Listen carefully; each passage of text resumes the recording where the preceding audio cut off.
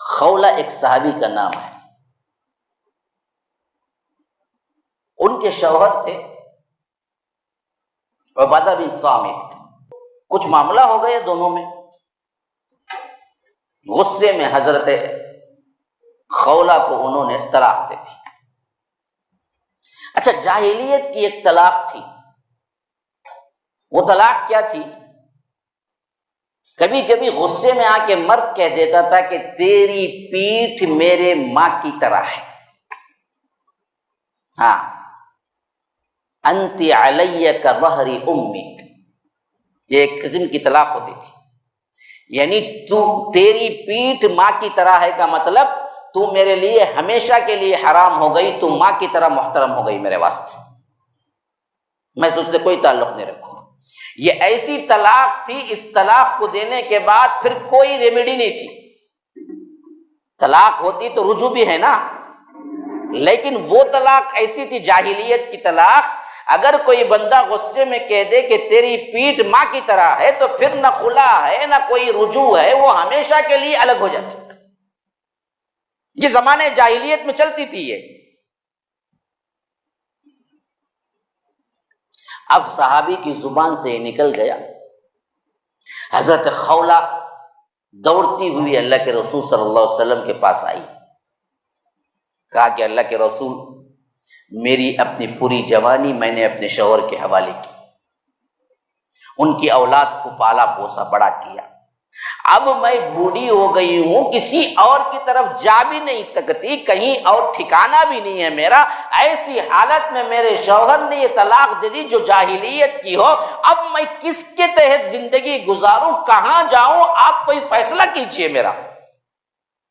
جبکہ ابھی تک کوئی بھی حکم نہیں آیا تھا اس طلاق کے سلسلے میں۔ اللہ کے رسول صلی اللہ علیہ وسلم کو جب تک کوئی معاملہ وحی کے ذریعے معلوم نہ ہوتا تب تک اللہ کے رسول صلی اللہ علیہ وسلم کچھ نہ کہتے۔ جب یہ آ گئی، اما عائشہ رضی اللہ عنہا کہتی ہیں کہ میں بھی سامنے ہی موجود تھی اور اللہ کے رسول صلی اللہ علیہ وسلم کو کنگھی کر رہی تھی، جب وہ صحابیہ آئی اور اللہ کے رسول صلی اللہ علیہ وسلم سے بات کرنے لگی اور کہنے لگی کہ اللہ کے رسول میرے فیور میں کچھ نہ کچھ تو بولیے، میں کہاں جا کے زندگی گزاروں کہ اس عمر میں میرے شوہر نے مجھے طلاق دے دی۔ اور اللہ کے رسول صلی اللہ علیہ وسلم کہہ رہے تھے کہ میرے پاس اس کا کوئی جواب نہیں ہے، یہ تمہاری طلاق منعقد ہو گئی اور تم ہمیشہ کے لیے اپنے شوہر پہ حرام ہو گئے۔ یہ بندی رونے لگی، کہا کہ اللہ کے رسول اگر یہ فیصلہ ہے تو پھر میں جاؤں کہاں؟ اللہ کے رسول صلی اللہ علیہ وسلم نے کہا کہ مجھے دوسرا کوئی حکم نہیں معلوم ہے، اللہ نے کوئی نہیں اتارا۔ اب یہ عورت دیکھیے، ایک بندی اللہ کی، کیوں نہیں سنتا جی؟ اللہ بہت سنتا ہے تمہاری، اگر واقعتاً تم دل سے پکارو رب کو۔ اب وہ عورت اللہ کے رسول صلی اللہ علیہ وسلم کی طرف سے رخ موڑ کے اوپر کر لیا اور پکارنے لگی کہ اے اللہ میرے فیور میں فیصلہ فرما، تو وہی نازل کر میرے فیور میں بڑھیا ہوں، اس وقت انہوں نے طلاق دے دی، میں کہاں جاؤں، اس کا حل تم میرے فیور میں نازل فرما۔ وہ دعائیں کر رہی تھی اللہ کے رسول صلی اللہ، اما عائشہ کہتی ہیں کہ اچانک میں نے دیکھا کہ اللہ کے رسول صلی اللہ علیہ وسلم کا چہرہ مبارک تبدیل ہو رہا ہے، وحی کے آثار شروع ہو رہے ہیں، کیونکہ صحابہ پہچانتے تھے کہ جب وحی نازل ہوتی تھی تو اللہ کے رسول کی کیفیت مختلف ہوتی تھی۔ جیسے ہی میں نے دیکھا کہ وحی کا نزول شروع ہو گیا ہے تو میں نے خولہ سے کہا کہ خولہ خاموش رہو، خاموش رہو، کیونکہ اب وحی کا نزول ہے اور شاید تمہارے ہی بارے میں وحی آ رہی ہے۔ اب خولہ یوں امید بھری نظروں سے اللہ کے رسول صلی اللہ علیہ وسلم کو دیکھ رہی تھی کہ اب کیا فیصلہ اللہ کی طرف سے آئے گا، کیا مجھے زندگی ملے گی دوبارہ شوہر کے ساتھ یا نہیں، اللہ کا فیصلہ بھی یہی ہوگا کہ مجھے دائمی طور پر کٹنا پڑے گا۔ اب یہ یوں دیکھ رہی تھی، یہاں تک کہ وحی کی کیفیت ختم ہوئی تو اللہ کے رسول صلی اللہ علیہ وسلم نے مسکراتے ہوئے کہا کہ خولہ تمہارے لیے جواب اللہ نے اتار دیا۔ کیوں نہیں جی سنتا؟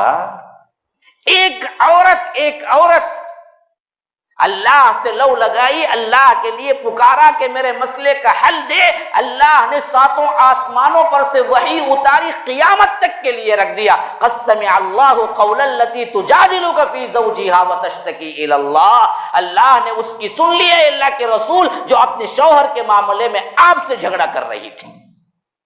وہ پورا واقعہ ہی اصل میں کیا ہے، ایسے ہی اتر گیا آیت میں۔ قد سمع اللہ جز ہے، اس کی پہلی آیت ہی اسی طرف اشارہ ہے۔ قد سمع اللہ قول التی تجادلک فی زوجہا، اللہ نے اس عورت کی سن لی جو اللہ کے رسول آپ سے اپنے معاملے میں جھگڑا کر رہی تھی، وتشتکی الی اللہ، اور اللہ سے شکایت کر رہی تھی۔ واللہ یسمع تحاورکما، اللہ تم دونوں کی بات چیت سن رہا تھا۔ اللہ کیوں نہیں سنتا ہے؟ اللہ تو گنہگاروں کی زیادہ سنتا ہے میرے بھائی۔